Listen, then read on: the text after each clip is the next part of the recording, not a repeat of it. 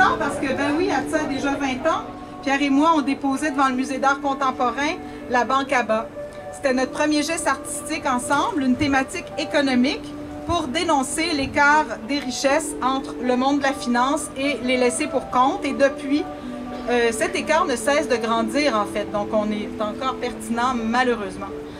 Paradis fiscaux, selon nous, c'est un crime sournois contre l'humanité. Une voracité sans commune mesure qui appauvrit l'humanité. Et on a ici, et dans tous les pays qui en souffrent, le droit et le devoir d'imposer des changements.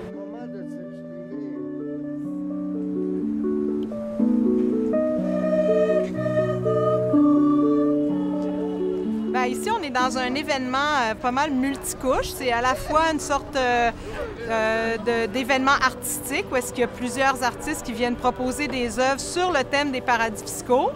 Mais on est aussi dans un événement solidaire où est-ce qu'on donne des vêtements chauds, de la nourriture, puis un espace aux personnes sans abri de la métropole pour être ensemble sans sentir qu'on ne fit pas. La thématique des paradis fiscaux, c'est parce que c'est totalement en lien avec la pauvreté, parce qu'à cause qu'il y a des gens qui se permettent de faire de l'évasion fiscale, les États ont moins d'argent pour donner des services à la population. Donc, Alain Deneau nous a ouvert les yeux et grâce à lui et grâce à sa générosité et à sa passion de venir nous rendre intelligents et nous rendre intelligible cette notion des paradis fiscaux. Les artistes sont sur ce sujet des paradis fiscaux aux premières lignes pour s'approprier un discours réputé étranger, pour s'assurer qu'il ne nous reste pas au travers de la gorge et qu'on ne soit pas inhibé devant lui, qu'on comprenne que sur une base démocratique, on est légitimé et invité instamment à parler des paradis fiscaux. La question, elle n'est pas là. La question est de savoir comment aller chercher ces milliards de dollars qui nous échappent à chaque année. Avant d'aller, de penser à aller les chercher, Alain Deneau, essayons de voir à travers ce que vous connaissez. Je voudrais commencer déjà en remerciant Latissa. Eric avait tout à fait raison. Une façon de lutter contre les paradis fiscaux, c'est tout simplement d'en parler.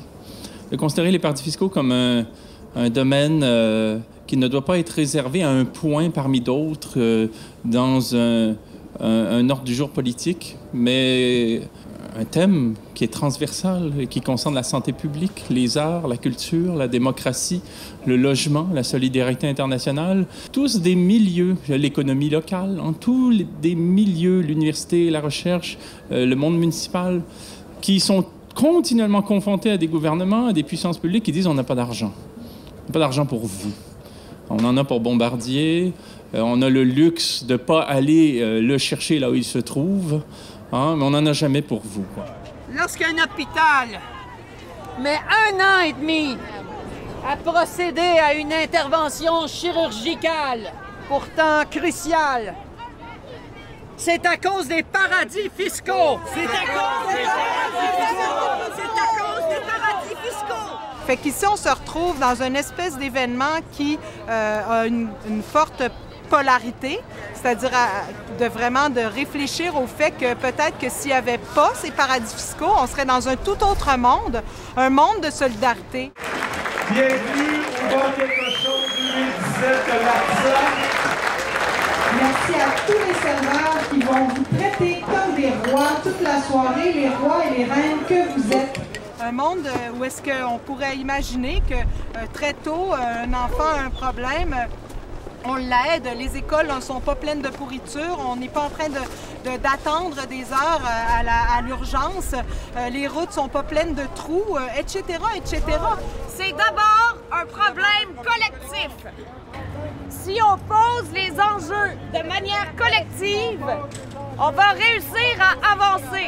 Et puis finalement, c'est vraiment de crier cette injustice-là qui, pour chaque contribuable qui paye ses impôts sa juste part et qui, en bout de ligne, reçoit des services moyens, il y en a d'autres qui, eux, se permettent de ne pas la payer et d'empocher et d'empocher et d'empocher et de devenir plus puissants que les États.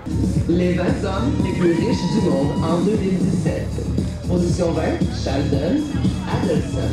Larry Page avec 40,7 milliards. Google, États-Unis. Mark Zuckerberg avec 56 milliards. Et ça, c'est absolument abominable. Imaginez ça, ça donne une grande révolte en soi. Puis on a peut-être la chance, nous, d'être des artistes, puis de pouvoir passer cette révolte-là en créant l'événement, en invitant des gens autour de nous, en se rassemblant, en faisant en sorte qu'il y a de l'art pour exprimer cette révolte-là, puis espérer que l'art a une autre manière de peut-être nous aiguiller, nous ouvrir le cœur, l'esprit.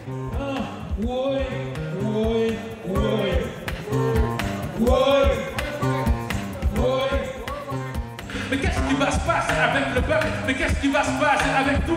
Veulent-ils vraiment qu'on ferme nos gueules? Veulent-ils qu'on les supplie à genoux? Toi debout, j'aimerais te voir t'asseoir en ce moment. Rituel de désenvoûtement de la finance. Give us the strength. De la force pour ouvrir un accès vers d'autres modèles de répartition des richesses. Strength to open for other models of wealth distribution.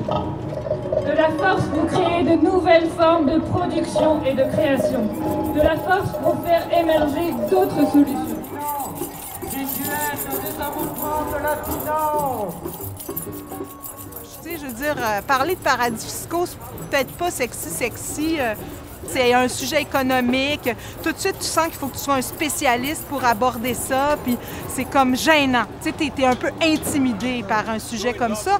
Puis si nous, on est capable de faire de quoi, de l'exprimer, puis d'avoir un plaisir à faire ça, bien, tout le monde est capable.